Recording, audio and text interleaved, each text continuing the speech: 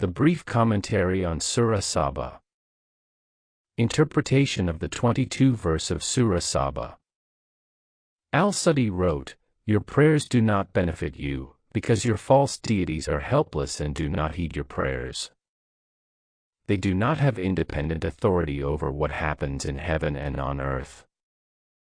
Allah has no associates among them, for these deities not only do not have independent power, but also do not share it with Allah."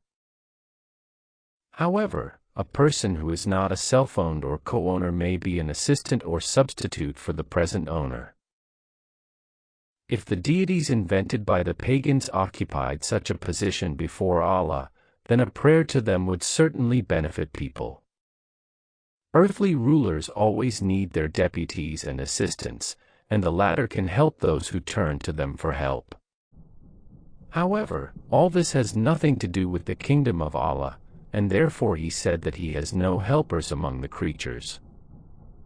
He is the sole and almighty sovereign who needs no assistance in order to govern the universe. What then is the position of the pagan deities before Allah? There is nothing left for them but intercession before the almighty ruler, but Allah rejected such intercession as well. Interpretation of the 23 verse of Sura Saba.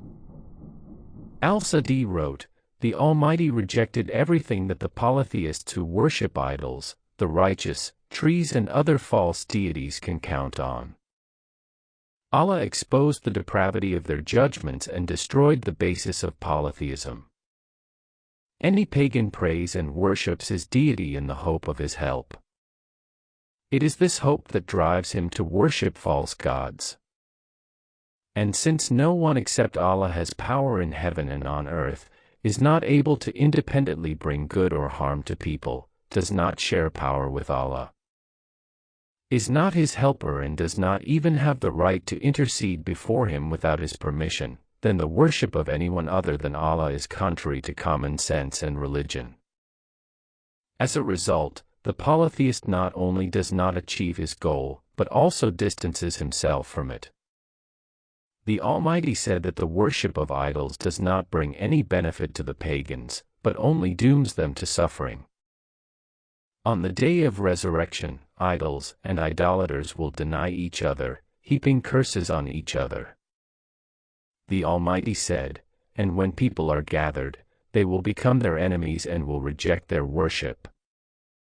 It is surprising that the polytheists refused to obey God's messengers, because they were human, but agreed to worship and pray to stones and trees.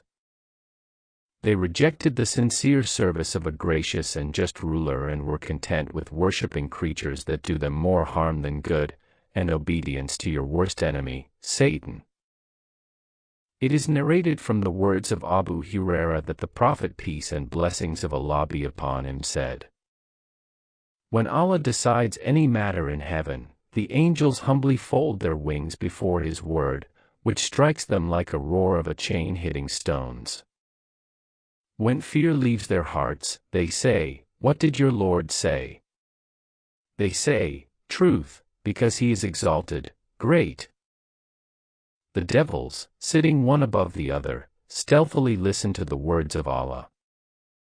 On hearing the word, each of them passes it on to the one below him, and it is passed from top to bottom, until, in the end, it is spoken by the sorcerer or soothsayer.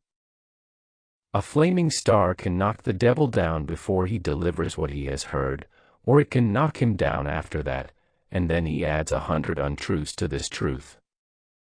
People say, 'Didn't he tell us such and such on such and such a day?' This is how a true word heard from heaven causes people to believe it." This hadith was reported by al-Bukhari.